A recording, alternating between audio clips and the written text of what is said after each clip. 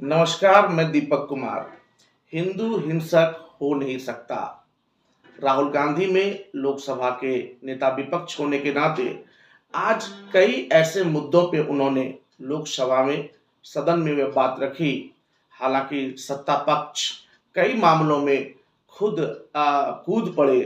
खुद गृह मंत्री अमित शाह, रक्षा मंत्री राजनाथ सिंह, खुद प्रधानमंत्री नरेंद्र मोदी भी राहुल राहुल गांधी के कई बातों पे उन्होंने आ, उसका प्रतिकार किया। लेकिन राहुल गांधी ने आज लोकसभा के अंदर जो बातें रखी, अगर उस बातों को गौर से विचार किया जाए तो उन बातों में कहीं ना कहीं बहुत ही सच्चाई और दम दिखता है। राहुल गांधी ने सदन में भगवान शिव की तस्वीर को सामने रखा और शिव की तस्वीर को जैसे उन्होंने सदन के सामने रखा तो सत्ता पक्ष में खलबली मच गई। उनको लगा कि वो कुछ और बोलेंगे, लेकिन उन्होंने कहा कि भगवान शिव की तस्वीर और प्रतिमा को देखने के बाद क्या महसूस होता है। भगवान शिव जिस तरह से शांतपूर्ण तरीके से विराजमान है, ये एक सिंबल है हिंदुओं का। यानी हिंदू कट्टर नहीं हो सकता, हिंदू हिंसक नहीं हो सकता। लेकिन देश में अगर कुछ लोग हिंदू के नाम पर या हिंदुत्व के नाम पर अपनी कट्टरता और हिंसकता का परिचय देते हैं तो इस बात पे काफी सदन में बवाल मचा। उन्होंने भाजपा को कटघरे में लाने का काम किया और उन्होंने एक लकीर कहीं ना कहीं खींच दी। हिंसक हिंदू और अहिंसक हिंदू। अहिंसक हिंदू वह जो कि कहीं ना कहीं हिंसा को पसंद नहीं करता है। हिंसक हिंदू जो कहीं ना कहीं हिंसा में आ जाता है या किसी के बहकावे में। तो कहीं ना कहीं देश के अंदर, हालांकि इस चीज को लेकर काफी प्रतिक्रिया हुई कि एक हिंदू धर्म को कट्टर कहा जा रहा है, हिंदू धर्म को हिंसावादी कहा जा रहा है, हिंसा का किसी भी धर्म से संबंध नहीं है। तो कहीं ना कहीं जब ये बातें अमित शाह ने कहा कि हिंसा का धर्म से संबंध नहीं है, तो सवाल उठता है कि कई राजनीतिक भाषणों में खुद भाजपा के बड़े बड़े नेताओं ने इस बात को कहा है कि हम तो दाढ़ी देख करके ही पहचान जाते हैं कि ये कौन है, हम टोपी देख के ही पहचान जाते हैं कि कौन है, ये पत्थर फेंकने वालों को हम कपड़े से। तो ये जो हिंसा की किसी भी घटना को धर्म से जोड़ने का प्रयास किसने किया, ये हम सभी जानते हैं कि इसका प्रयास किसने किया। तो कहीं ना कहीं राहुल गांधी ने इस नैरेटिव को भी सेट करने की कोशिश की कि जब हम बात करते हैं कि अगर हिंसा का किसी धर्म से जुड़ाव नहीं है तो आखिर वो कौन लोग हैं जो हिंसा की घटना को किसी धर्म या मजहब से जोड़ने का काम करते हैं। और अगर आज राहुल गांधी ने सदन में इस बात को रखा, ये आईना दिखाया कि हमारे देश के अंदर जो है कहीं ना कहीं कुछ ऐसे लोग हैं जो खुद को हिंदू कहते हैं, हिंदुत्व का झंडा उठाते हैं, लेकिन जो हिंदू का जो एक सिंबल है सत्य प्रिय और अहिंसा को लेकर के आगे बढ़ना, वह फिर दिखता नहीं है। ऐसे में सत्ता पक्ष काफी उनके अंदर एक तिलमिलाहट देखी गई। दूसरी बात राहुल गांधी ने कहा, उन्होंने प्रधानमंत्री नरेंद्र मोदी के कुछ उन भाषणों का जिक्र किया जिन भाषणों में उन्होंने कहा था कि मेरा जन्म सामान्य पुरुष के रूप में नहीं हुआ है, मुझे कभी कभी ऐसा महसूस होता है कि मैं सामान्य कार्य के लिए नहीं हुआ, ईश्वर ने मुझे कुछ विशेष कार्यों के लिए इस धरती पे मेरा अवतरण किया है या मेरा जन्म हुआ है, जो उन्होंने इसी बार के लोकसभा चुनाव के कैंपेनिंग के दौरान कहा था। और इसलिए मैं कुछ विशेष कार्य करने के लिए ही आया हूं।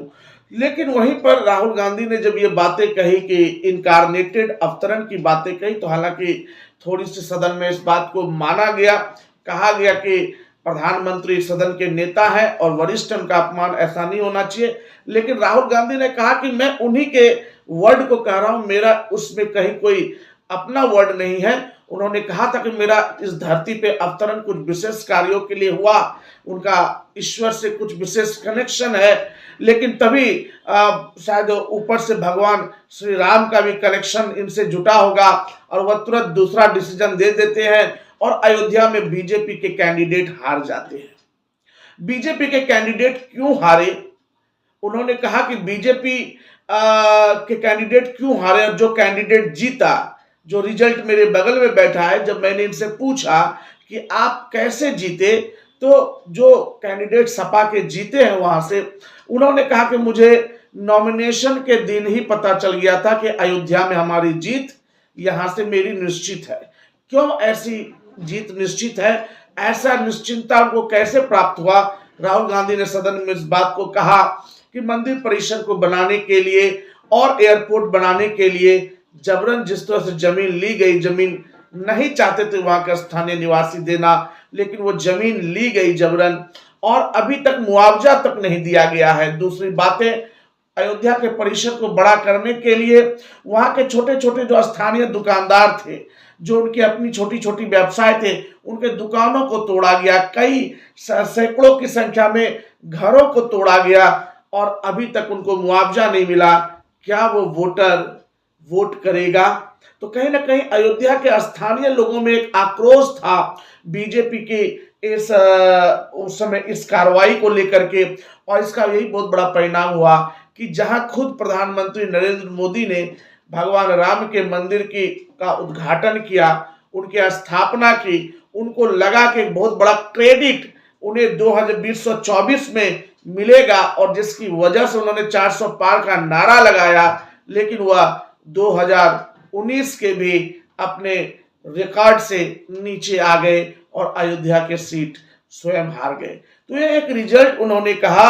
दूसरी बातें उन्होंने कहा कि किसानों के बारे में, किसान ने उन्हें जिस तरह से दिल्ली के बॉर्डर पे सरकार से अपनी बातों को रखने के लिए लगातार साल भर आंदोलन किया, जहां पे किसानों बोला कि हिंदुस्तान में जिस तरह से जय जवान जय किसान का नारा दिया जाता है, जहां किसानों को जवानों से लड़ाया गया, जहां किसानों के ऊपर गोलियां चली, उनकी गाड़ियों को, उनके मार्च को रोकने के लिए, जुलूस को रोकने के लिए बड़ी बड़ी कीलें लगवा दी गई सड़कों पे, लगभग 700 की संख्या में किसान मारे गए, शहीद हुए, उनके द्वारा जो मांगे थे उस मांगों को पूरा नहीं किया गया। राहुल गांधी ने कहा कि किसानों की क्या मांगे थी? उनकी छोटी सी मांगे थी कि जब बड़े बड़े उद्योगपतियों के हजारों करोड़ों के कर्जे माफ हो सकते हैं, तो क्या हमारे छोटे मोटे कर्जे माफ नहीं हो सकते हैं? क्या हमें एमएसपी हमारी मांगों पे नहीं दिया जा सकता है? जो किसान हमारे इस देश की अर्थव्यवस्था के सबसे बड़े बैकबोन हैं, क्या उनको हम नहीं लेके जा सकते थे आगे? लेकिन किसानों को नहीं उनके एमएसपी दी गई। हालांकि इस बात पे खुद कृषि मंत्री ने प्रतिक्रिया दी, किसानों को एमएसपी दी जा रही है, लेकिन सवाल राहुल गांधी का था, क्या किसानों के द्वारा मांगी गई एमएसपी दी जा रही है? यह सबसे बड़ा सवाल था। क्या किसानों के कर्जे माफ किए गए? यह सबसे बड़ा सवाल था। किसानों को आतंकवादी तक कहा गया, खालिस्तानी तक कहा गया। खुद भाजपा के कई ऐसे नेताओं ने किसानों को आतंकवादी कहा, खालिस्तानी कहा। हालांकि इसकी प्रतिक्रिया भी सदन में बड़ा जबरदस्त देखने के लिए मिली, जब गृह मंत्री अमित शाह ने कहा कि ये गलत बयानबाजी की जा रही है सदन के अंदर नेता विपक्ष के द्वारा कि भाजपा किसानों को आतंकवादी कहती है। ऐसी बात नहीं, ये गलत है। तो ये बातें, लेकिन कहीं ना कहीं ये बातें तो आई थी। किसानों के ऊपर जिस तरह से अत्याचार हुआ, जिस तरह किसानों के ऊपर उनकी बातों को न सुना गया, जिस तरह से किसानों को एक उनके कुछ नेताओं के द्वारा जो है आतंकवाद शब्द का प्रयोग किया गया, खालिस्तानी शब्द का भी। हाल में कंगना रनौत ने भी जब इस तरह के शब्दों का इस्तेमाल किया कि देश में खालिस्तानी और आतंकवाद काफी बढ़ गए हैं, और किसानों के मामले में काफी इंटरफेयर, इस तरह के शब्दों का इस्तेमाल किया था। कुछ तो उन्होंने बीजेपी के और नेताओं ने किया था। तो राहुल गांधी इस बातों को भी रखा।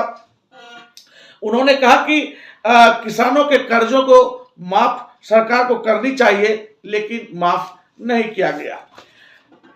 अग्निवीर योजना के तहत राहुल गांधी ने बड़ी बेवाकिस बात कहा कि अग्निवीर योजना से क्या लाभ प्राप्त हो रहा है। अग्निवीर योजना में जिस तरह से जो शामिल हो रहे हैं युवा, उसे 6 महीने की ट्रेनिंग दी जाती है, जबकि चाइना के सैनिकों को 5 साल की ट्रेनिंग दी जाती है। 5 साल बनाम 6 महीने, और उन्हें बॉर्डर पे भेज जाता है। ऐसे में क्या स्थिति होगी? वो जब हमारे जवान मारे जाएंगे, चूंकि उसे शहीद भी नहीं बोल सकते हैं, उसे शहीद का दर्जा नहीं दिया जा रहा है, तो जब वो मारे जाएंगे तो उसको कोई सुविधा भी नहीं। हम देश के आम पुलिस को, आम पुलिस के जवान को सुविधाएं देंगे, पेंशन देंगे, उनको मिलने वाली सारी सुविधाएं देंगे, लेकिन अग्निवीर के तहत अगर ये जारी है तो उसे कोई सुविधा नहीं।